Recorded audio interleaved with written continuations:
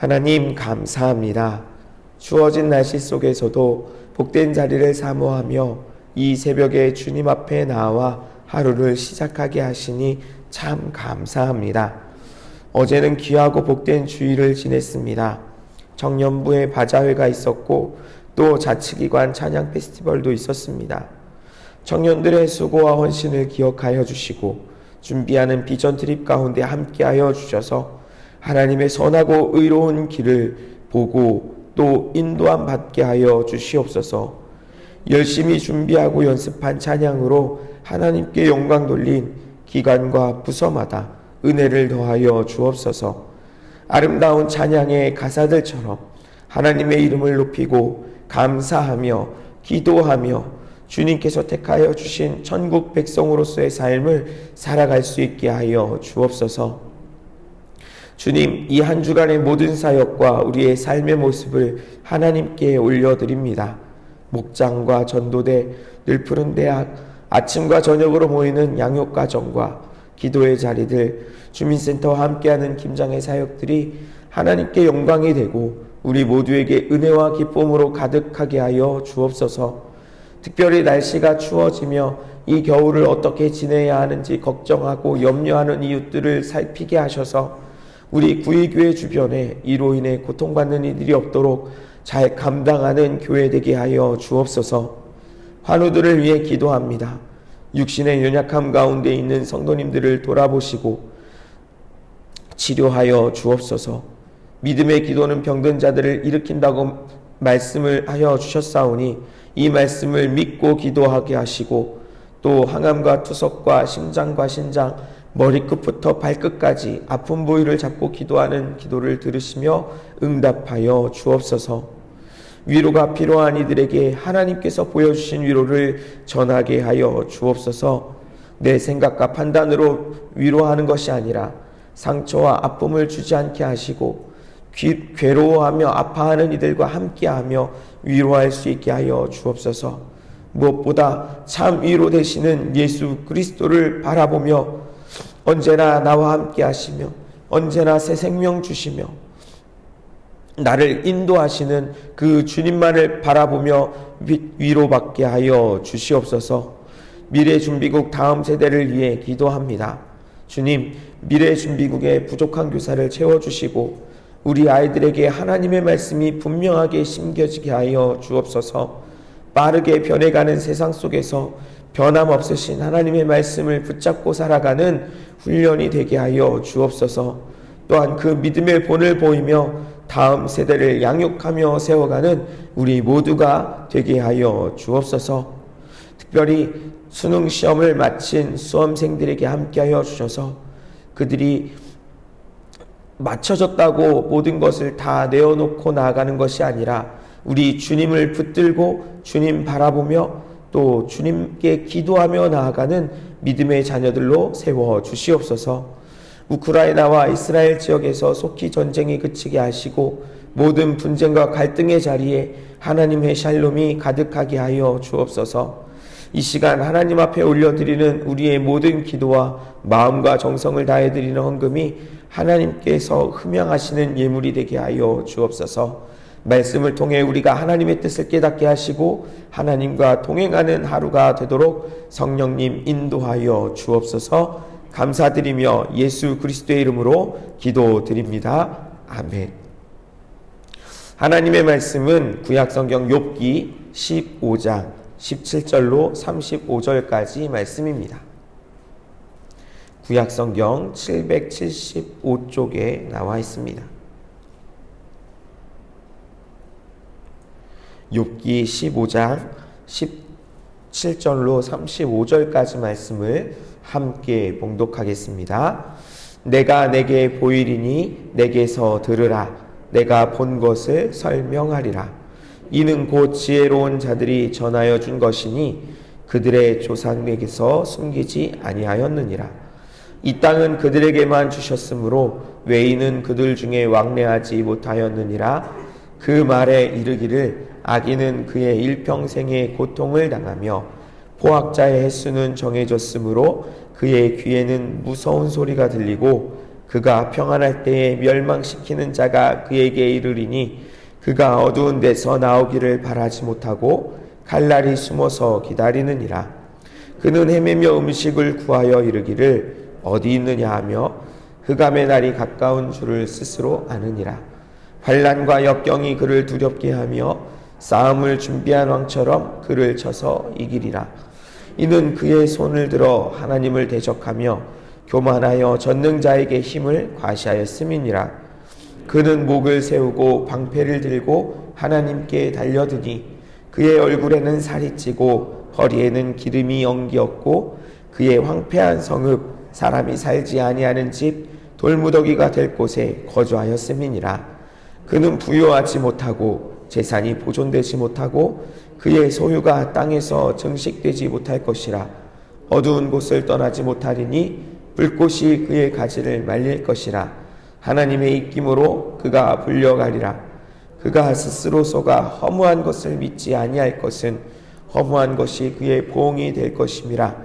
그의 날이 이르기 전에 그의 일이 이루어질 것인즉 그의 가지가 푸르지 못하리니 모든 포도 열매가 익기 전에 떨어짐 같고 감람꽃이 곧 떨어짐 같으리라. 경건하지 못한 무리는 자식을 낳지 못할 것이며 뇌물을 받는 자의 장막은 불탈 것이라. 그들은 재난을 잉태하고 죄악을 낳으며 그들의 뱃속에 속임을 준비하느니라. 아멘. 욥기에 대한 내용을 어렸을 때 교회 학교에서 배우면요, 욥이 고난을 당했고 그러한 욥이 고난 당해 있을 때에 그를 위로하기 위해 새 친구가 찾아왔다라고 그렇게 배웠던 기억이 납니다. 그런데 본문을 읽으면서 우리가 느끼는 것은 새 친구가 욥을 위로하는 모습이 아니라는 것이죠. 위로하기보다는 욥의 잘못을 지적하고 또 정죄하는 듯한 모습을 보여주고 있습니다. 그러면서 하는 이야기가 인과응보를 잘 얘기합니다. 인과응보. 죄를 지었으면 벌을 받고 또 선한 일을 했으면 복을 받는다는 그런 원리를 들어서 욥을 지적하고 있는 것이지요. 새 친구 엘리바스와 빌닷과 소발이 그런 인과응보를 들어서 자신들이 알고 있는 것, 자신들의 경험을 가지고 욥을 지적하고 욥에게 빨리 회개하라고 이야기했습니다. 그런 이야기가 한 차례 지납니다. 한 번씩 얘기하고 또 욥이 대답하고, 그렇게 지난 후에 다시 엘리바스, 처음 이야기했던 친구가 다시 입을 열어 욥에게 이야기를 하고 있습니다. 여러분, 찾아와서 고난당한 이에게, 어려움 당한 이에게 찾아와서 위로를 한다면 어떻게 하는 것이 좋겠습니까? 어떤 말을 하는 것이 좋을까요? 오늘 엘리바스의 이야기를 살펴보면서 함께 생각해보고 또 은혜를 나누었으면 좋겠습니다. 17절과 18절을 보시면 엘리바스는 욥에게 지혜로운 사람들이 전해준 것이 있다고 이야기하고 있습니다. 자신이 그것을 분명히 보았노라고, 그것을 경험했으니 자신의 이야기를 한번 들어보라고 합니다. 이 지혜는 특별한 사람에게만 허락되었으니 다른 사람은 알지 못하는 너무나 귀한 것이라고 이야기하는데요. 그런데 정작 그 내용을 보면 앞에서 했던 이야기와 별반 다르지 않습니다. 인과응보를 이야기합니다. 벌을 받는 이유는 죄를 지었기 때문이고 복을 받았던 이유는 선한 일을 행했기 때문이라고 합니다. 욥에게 그렇게 이야기하는 것 왜일까요? 죄인이라는 것이죠. 욥이 죄인이기 때문이라는 것입니다. 악인이 일평생 고통을 당하게 된다는 내용이 줄을 이루는데요, 욥이 바로 그렇게 악한 일을 한 죄인이라는 것이지요. 욥은 악인이기에 악한 일을 행했기에 평생 고통을 경험하게 될 것이라는 것입니다.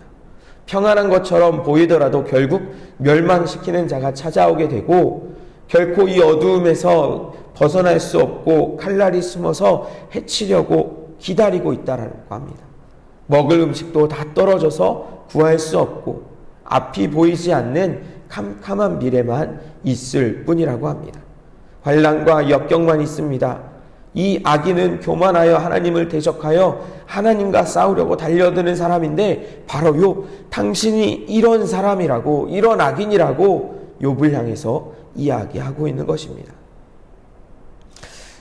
이런 이야기가 욥을 위로하는 이야기일까요? 그의 이야기를 보면 결코 그렇지 않다는 것을 알 수 있죠.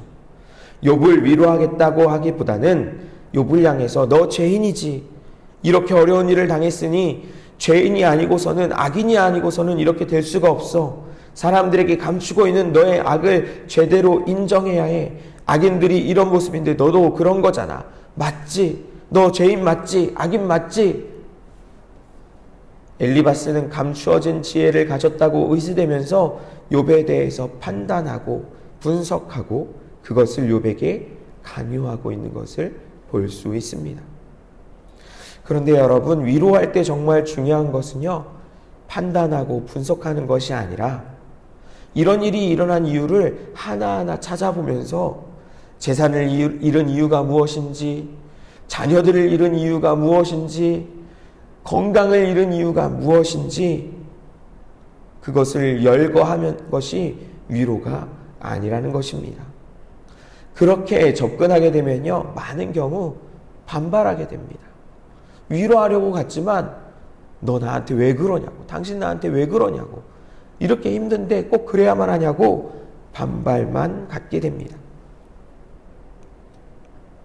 아파하는 사람들의 상처를 후벼 파서 더 큰 고통을 주는 것과 같은 것이 되는 것이지요.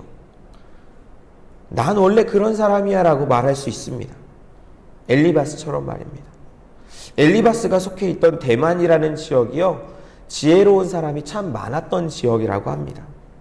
그러니 엘리바스 자신이 살아오던 환경과 삶의 방식이 그대로 욥에게 지금 적용되었던 것처럼 보입니다. 난 원래 이렇게 이야기하는 사람이야. 내가 살아왔던 지역은 다 이렇게 이야기했어. 서로에게 지혜를 전해주었고 지혜로운 말로 권면했고 그렇게 사람들을 위로했어. 그러니 너도 내 이야기 그냥 들어야 돼. 내가 알아서 들어야 하는 것이야. 이게 내가 너를 위로하는 방식이야 라고 그렇게 나의 방식과 나의 생각과 내 지혜를 강요하는 것입니다. 그렇지만 여러분, 듣는 사람은 어떻겠습니까? 상처받겠지요. 아픈 상처가 더욱 벌어질 수 있습니다. 그래서 흉터가 남게 되고요. 위로는커녕 인간관계도 깨어질 수 있습니다. 그렇다고 엘리바스가 제시하고 있는 것이 정확한 분석인 것도 아닙니다. 자기 경험에 의한 자의적인 해석입니다. 내가 본 것, 내가 경험한 것을 전해주고 있지 않습니까? 그런데 내가 경험한 것이 다 맞는 것이 아닙니다. 그것을 모든 사람에게 적용할 수 있는 것도 아니지요. 내가 봤는데 나 때는 말이야. 여러분, 이렇게 얘기하려고 하면 요즘 어떤 소리를 듣나요? 꼰대라고 듣습니다. 나 때는, 우리 때는 이랬어 하면 저 목사님 꼰대 소리 한다. 저 집사님, 저 권사님 꼰대 소리 하네. 그런 꼰대 소리를 듣게 되죠. 꼰대라는 단어가요, 본래는 아버지나 교사 등 나이 많은 사람들을 가리켜 학생이나 청소년들이 쓰던 은어였다고 합니다. 그러던 것이 최근에는 조금 그 의미가 달라졌는데요. 자기의 구태의연한 사고방식을 타인에게 강요하는 사람들을 가리키는 표현으로 사용되고 있습니다. 자신의 말이나 생각이 절대적인 진리인 것처럼 사람들에게 이야기하고 고집을 부린다는 것입니다. 의견을 나누고 서로 용납하고 이야기하기보다는 내가 최고라고, 내 생각이 맞다고, 내 경험이 맞다고 그렇게 우기면서 접근한다는 것이죠. 고집을 부린다는 것입니다. 그런데 그렇게 해서는, 접근해서는 안 됩니다. 지금 엘리바스가 하고 있는 것이 바로 그것입니다. 내가 이야기하고 있는 것이 맞는 말이고 욥, 넌 틀렸어. 내가 배우고 경험했던 것이 최고야. 마치 자신의 진리를, 자신이 알고 있는 것을 절대적인 진리로 생각하고 말하고 있는 것입니다. 여러분, 사람이 아무리 뛰어나고 탁월하다고 해도요, 한계가 있는 것이지요. 경험도 마찬가지입니다. 우리가 이 세상에서 모든 것을 경험할 수 없습니다. 모든 인간을 생각해봐도 그런데 나 한 사람의 경험은 얼마나 부분적이겠습니까? 그런데도 마치 내가 알고 있는 것, 내가 경험하고 있는 것이 이 세상의 전부이고 절대 진리인 것처럼 이야기하는 것은 교만인 것이지요. 이 세상에서 변하지 않는 진리라고 할 수 있는 것은 하나밖에 없습니다. 바로 하나님의 말씀입니다. 우리가 다 들고 있는 이 성경책, 이 성경 안에 기록된 하나님의 말씀만이 변하지 않을 진리입니다. 그리고 말씀이 육신이 되어 우리 가운데 오신 예수 그리스도, 그분이 또한 진리이십니다. 영원토록 변함없으신 하나님만이 진리이십니다. 이 진리의 말씀을 든든히 붙잡고 나가면 세상의 어떤 유혹에도 이겨낼 수 있습니다. 그러니 우리가 지켜야 할 것 역시 바로 이 진리인 것입니다. 세상은 존중과 인정과 용납, 포용을 이야기하면서 예수 그리스도와 하나님의 사랑까지도 바꾸려고 합니다. 세상의 가치로 말씀을 보고 하나님을 이해하고 성경을 이해하려고 합니다. 그런데 반대가 되어야 하는 것이지요. 말씀으로 세상을 보아야 합니다. 하나님의 마음으로 세상을 품어야 합니다. 세상의 가치, 또 세상의 주장과 이념으로 하나님을 바라보면 안 됩니다. 그렇다고 세상의 모든 규칙이 다 틀렸다고 잘못되었다라는 것은 아닙니다. 욥의 친구들이 그리고 엘리바스가 이야기하는 인과응보가 틀린 것만은 아닙니다. 세상을 관찰하고 설명할 수 있는 보편적인 규범들 중에 하나일 것입니다. 하지만 이런 인과응보로 설명할 수 없는 영역이 분명히 있다라는 것입니다. 더구나 하나님께서는 이러한 세상의 섭리를 만드신 분이시기에 이 모든 것을 주관하시며 초월하시는 분이십니다. 그런 하나님께서 이 세상을 보시는 시선이 무엇인지 아십니까? 우리가 너무나 잘 아는 말씀이 있지요. 요한복음 3장 16절입니다. 하나님이 세상을 이처럼 사랑하사 독생자를 주셨으니 이는 그를 믿는 자마다 멸망하지 않고 영생을 얻게 하려 하심이라. 하나님께서 세상을 어떻게 보십니까? 사랑하며 보십니다. 세상을 너무나 사랑스럽게 보십니다. 하나님께서 이 세상을 보시는 시선은 진노와 심판의 모습이 아니라 사랑의 모습입니다. 그래서 이 땅 가운데 독생자 예수 그리스도를 보내주셨습니다. 죽어가는 이들에게 죄악으로 신음하며 괴로워하는 이들을 바라보시고 그들을 구원하시기 위해 아들을 보내주셨습니다. 이것이 복음이지요. 하나님이신 예수님께서 사람이 되셨습니다. 창조주께서 피조물이 되신 것입니다. 너무나 놀라운 사건입니다. 그러나 이해할 수 없는 모습이기도 합니다. 아무리 사랑한다고 해도 어떻게 창조주가 피조물이 될 수 있을까요? 이렇게 예를 들어보면, 이런 예를 들면 사실 정확하게 맞지 않으니까 조심스럽긴 하지만 여러분 반려동물을 한번 생각해 보십시오. 너무나 좋아서 너무나 사랑해서 가족처럼 여겨서 요즘 정말 가족으로 생각하는 사람들도 참 많이 있잖아요. 너무나 사랑하기에 반려동물과 모든 것을 함께 할 수 있습니다. 같이 할 수 있습니다. 심지어 내가 먹는 것 반려동물들 먹여줄 수 있고요. 같은 식탁에서 먹을 수 있습니다. 잠도 같이 잘 수 있고요. 또 옷도 입혀주고 여행도 같이 갈 수 있습니다. 모든 것을 다 같이 누릴 수 있습니다. 아프면 병원도 데려가고요. 또 미용도 시켜주고요.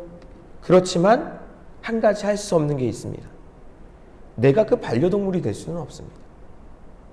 아무리 가족처럼 여기고 사랑한다 그래도 내가 반려동물, 개나 고양이가 될 수 없어요. 또 그렇다고 반려동물이 실제로 인간이 사람이 될 수도 없는 것이지요. 그럴 능력도 없습니다. 하지만 하나님께서는, 창조주이신 하나님께서는, 유일하신 통치자 전능하신 하나님께서 우리 피조물인 사람이, 인간이 되신 것입니다. 너무나 놀랍고 큰 사랑입니다. 그리고 이것이 하나님께서 우리에게 보여주신 위로입니다. 같은 모습으로 같은 자리에 서신 것입니다. 사랑하는 여러분, 무엇이 참된 위로일까요? 바로 예수님처럼 되는 것입니다. 같은 자리에 있어주는 것, 함께 울어주는 것, 아무런 이야기하지 않아도 곁에 묵묵히 그 아픔을 함께하는 것, 그것이 하나님께서 우리에게 보여주신 위로이며 우리가 함께 나누어야 할 위로인 것입니다. 참된 위로자가 되길 원한다면 예수님처럼 되어야 합니다. 예수님께서 보여주신 그 사랑의 모습, 그 낮아짐의 모습, 그 말씀과 행동들을 기억해 보십시오. 그리고 그것을 닮아 가십시다. 이러한 우리의 위로를 필요로 하는 사람들이 있을 것입니다. 너무 많은 말을 하지 않고 분석하거나 지적하지 않고 그저 함께 있어줄 수 있는, 함께 울어줄 수 있는 그런 위로자가 되어줄 수 있기를 주님의 이름으로 축복합니다. 주님께서 가르쳐주신 기도를 드리신 후에 믿음으로 기도하시다가 자유롭게 돌아가시겠습니다. 하늘에 계신 우리 아버지, 아버지의 이름을 거룩하게 하시며 아버지의 나라가 오게 하시며 아버지의 뜻이 하늘에서와 같이 땅에서도 이루어지게 하소서. 오늘 우리에게 일용할 양식을 주시고 우리가 우리에게 잘못한 사람을 용서하여 준 것 같이 우리 죄를 용서하여 주시고 우리를 시험에 빠지지 않게 하시고 악에서 구하소서. 나라와 권능과 영광이 영원히 아버지의 것입니다. 아멘.